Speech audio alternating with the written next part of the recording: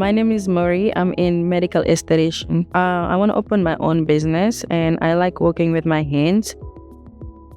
I was searching online and I see Anderson College, which is like 15 minutes away. So that inspires me also to take the Medical Esthetician course. Everything is in the lab. Having that experience, what I was hoping for. Meeting new people, like being able to get out of my comfort zone. It was challenging. No, it was not boring. It's like just the scientific part, like the body anatomy. She's fantastic.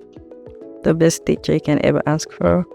She's patient. A lot of people are not patient, but she's very patient and she doesn't shout at us and she helps us, like especially with hands-on. She doesn't give up easily. She gives us like her 100%. Make sure that when we finish, we're able to be independent.